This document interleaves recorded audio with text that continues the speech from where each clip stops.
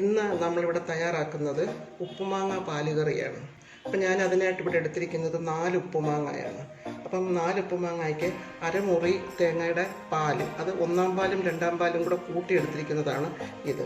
പിന്നെ വേണ്ടത് നമുക്ക് ചതച്ചിടാൻ വേണ്ടി ഒരു 5 തുള്ളിയും 10 ഉണക്കമുളകുമാണ് എടുത്തിരിക്കുന്നത്. പാണ്ടിമുളകാണ് അതിന് നല്ലത്. പിന്നെ നമുക്ക് കടുക് പൊട്ടിക്കാനായിട്ട് ഒരു 5-6 ഉണക്കമുളക്, അതുകൂടാതെ ഒരു 5-6 ഉള്ളി അരിഞ്ഞത്, കരിവേപ്പില, ഇത്രയും മാത്രം മതി ഇതിൻ്റെ പ്രിപ്പറേഷൻ. അപ്പം നമുക്ക് ആദ്യം ഇതൊന്ന് ചതച്ചെടുക്കാം.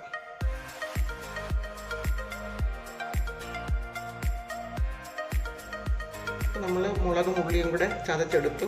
ശരിക്കൊന്ന് പൊട്ടിയാൽ മതി, ഒന്ന് ചതഞ്ഞ് കിട്ടിയാൽ മതി. ഇനി നമുക്ക് മാങ്ങായിരിക്കണം അരിഞ്ഞത് ഏറ്റവും ടേസ്റ്റ് എടുക്കാം.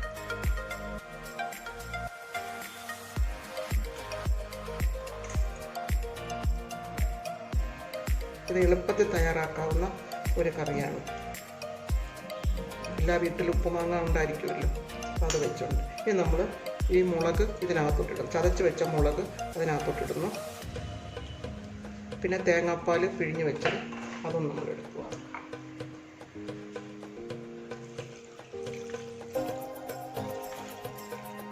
ഇത് ചൂടായി കഴിയുമ്പോൾ അങ്ങ് കൂടും, പെട്ടെന്ന് അങ്ങ് കൂടും.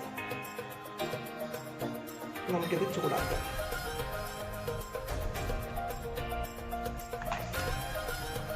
നമുക്കൊന്ന് ഇളക്കി, മിക്കവാറും ഉപ്പ് ഇതുകൊണ്ട് തന്നെ മതിയായിരിക്കും. പോരെങ്കിൽ ഒരു ശകലം ഉപ്പ് കൂടെ ചേർക്കും.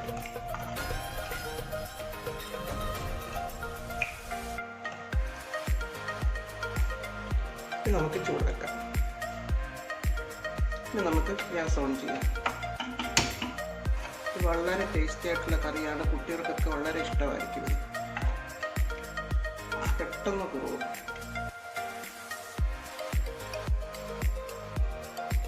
തിളയ്ക്കാൻ പാടില്ല. തിളയ്ക്കുന്നതിന് മുമ്പേ നമ്മൾ സ്റ്റവ് ഓഫ് ചെയ്യും. ഒരുമാതിരി ചൂടാകാൻ തുടങ്ങിയിട്ടുണ്ട്. നല്ല ചൂടാകും. തിളയ്ക്കുന്നതിന് തൊട്ട് മുമ്പ് വരെയുള്ള സ്റ്റേജ് വേണം നമ്മൾ നിർത്താൻ. ഇപ്പം നല്ലപോലെ കുറുകിയിട്ടുണ്ട്. ഇനി നമുക്ക് സ്റ്റവ് ഓഫ് ചെയ്യാം. നമുക്ക് കടുക് പൊട്ടിക്കാം.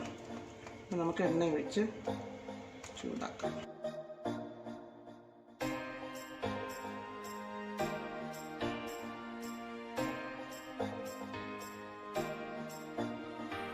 നല്ലപോലെ ചൂടായി നമുക്ക് എടുക്കാം.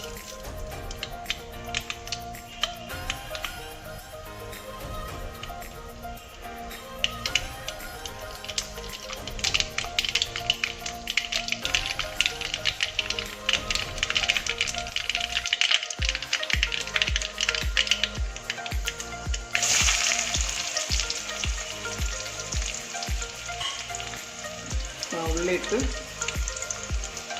മാതിരി നോക്കിയാൽ അതിൻ്റെ കൂടെ നമ്മൾ മുളക് പൊടിക്കും.